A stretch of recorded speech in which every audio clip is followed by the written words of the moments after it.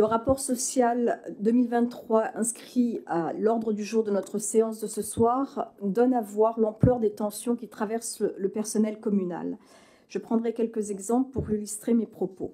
En tout premier lieu, donc, j'évoquerai le nombre de jours de grève, car il me semble qu'il est assez révélateur du malaise qui s'est installé dans de nombreux services. Au 31 décembre 2022, la ville avait enregistré 436 jours de grève et aucun n'était lié à un mot d'ordre local.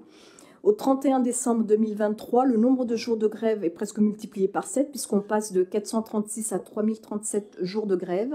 Le plus révélateur, c'est que sur ces 3037 jours de grève, 2018 jours de grève avaient une motivation locale. On passe donc de 0 jours de grève pour des raisons locales en 2022 à 2018 en 2023. C'est dire l'ampleur du malaise dans les services. Le deuxième point que je voudrais évoquer, c'est les incohérences entre les objectifs politiques affichés et la politique RH mise en œuvre pour atteindre ces mêmes objectifs. Pour illustrer mes propos, je vais revenir sur un exemple que j'ai déjà eu à citer dans cet instant, c'est la gestion urbaine de proximité. En 2023, du 1er janvier à la fin octobre 2023, près de 66% des besoins d'intervention identifiés sur la ville de Montreuil remontaient de deux secteurs qui, en gros, étaient les secteurs de Solidarité Carnot et Bas-Montreuil République. Ce déséquilibre dans la remontée des besoins d'intervention sur la ville s'expliquait en partie par la vacance de postes sur les antennes de vie de quartier. Et là, donc, on touche en fait, en réalité, du doigt toute l'incohérence de votre gestion. En effet, quelle logique y a-t-il à voter un budget pour renforcer les interventions de proximité lorsque, dans le même temps, concrètement, personne n'est présent pour gérer justement ces problèmes? Cette logique semble toujours à l'œuvre puisque ce soir encore dans le tableau des effectifs qui est soumis au vote, on va supprimer 2 postes de gestionnaire urbain de proximité, celui de Gaston Loriot et des Blancs-Vilains. La troisième et dernière remarque que je voudrais formuler est relative à la structure même du personnel communal. Ce rapport social 2023 vient confirmer les tendances lourdes qui se sont installées. Quand on regarde l'évolution de la structure du personnel, on constate que la précarisation des agents se poursuit. On est passé en début de mandat de 59% de fonctionnaires parmi les agents communaux à 51% au 31 décembre 2023. Même parmi les contractuels, les situations se précarisent puisque c'est surtout la part des agents contractuels non permanents qui augmente le plus rapidement. C'est une situation qui devient de plus en plus difficile et qui n'est pas sans conséquence sur le service public lui-même. Si on prend le cas de l'éducation, quand les animateurs sont des vacataires avec des contrats très précaires, c'est difficile en réalité de porter et de mettre en place un projet éducatif ambitieux. Le rapport social unique présenté à ce CM nous rappelle encore une fois un personnel communal fort. Bien qu'une surreprésentation des femmes par rapport aux hommes, quelle que soit la catégorie d'emploi, et le fait qu'il y ait plus de départ de personnel que d'arrivée avec une plus grande embauche de contractuels que de fonctionnaires, soit toujours observé.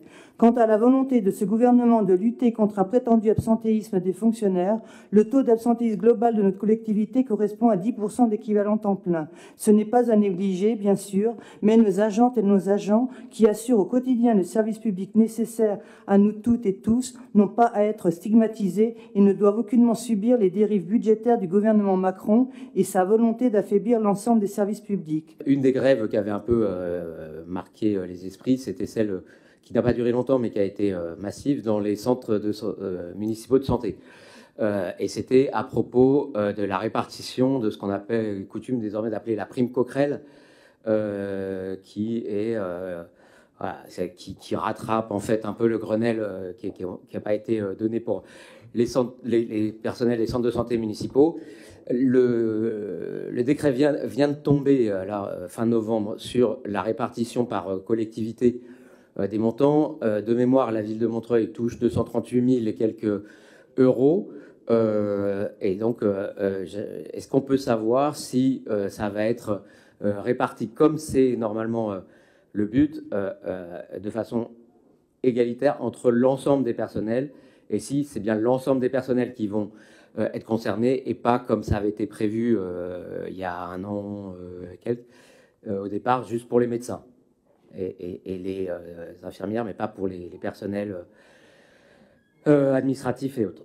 Ce point sera à l'ordre du jour du conseil municipal du mois de février et nous attendons d'avoir l'arrêté en lui-même, puisqu'aujourd'hui nous ne l'avons pas encore. Ah si. Et donc on en parlera au mois de février au conseil municipal. C'est bien, je peux avoir la réponse en lien avec la parole à Benaïd Bérédine pour les réponses de l'exécutif sur la délibération numéro 9. Oui. Donc les jours de grève sont dus aux grèves liées à la retraite. Donc nous avons souvent participé tous ensemble à ces grèves. Encore que je n'ai pas forcément vu tous les élus présents au départ des manifestations. Donc voilà. Sur les personnes qui travaillent dans un centre de quartier, c'était des mauvaises classifications. Donc les emplois ont été ces 2 emplois ont été retirés du tableau des effectifs et 2 autres qui correspondaient à la classification exacte des gens que nous employons ont été mis en place. Donc pas de mauvaise surprise là-dessus. Concernant les contractuels à temps non complet, il s'agit des intervenants culturels. Avant, les intervenants culturels étaient sur régime indiciaire et maintenant ils sont devenus postes permanents. Mais le temps qu'on crée les postes et qu'on supprime les postes, il se passe un moment où il y a un cumul des deux. Donc voilà, il faut bien y passer par là. Donc voilà. Sur les vacances de poste, je vous invite la semaine prochaine, il y a une journée complète au CIG sur l'attractivité des collectivités locales territoriales, parce qu'elles ont tous du mal à recruter aujourd'hui, donc des fois les postes sont ouverts, mais on a du mal à recruter. Et c'est pas lié qu'à la ville de Montreuil, c'est vraiment tout le CIG, donc toutes les communes de la petite couronne qui sont adhérentes au CIG, qui ont décidé de mettre leur force en commune et de faire des actions collectives pour revaloriser la fonction publique auprès des jeunes, et notamment pour attirer certaines personnes vers cette carrière. Donc voilà, vous êtes les bienvenus en tous les cas si vous voulez participer à ces jours. Donc voilà. Sur la prime Coquerel, elle va bien être distribuée à la proportion des agents qui sont concernés, donc dans le médical, entre autres. Donc ça va faire une division, donc ça sera une bonne prime pour eux en tous les cas. Et c'est une des rares primes qui a été financée. C'est-à-dire qu'on a touché de l'argent de l'État pour pouvoir financer la prime Coquerel. Toutes les autres primes, toutes les autres augmentations, ou même ce qui va se passer au niveau de la CNSRL, l'augmentation de l'indice du nombre de points pour la retraite, celles-là ne sont pas du tout financées. Donc on voit bien que là, il y a une différence. Donc on n'aura pas de mal à appliquer une mesure qui est déjà financée. On prend acte, du rapport sur la délibération 9. Je passe à la délibération 10.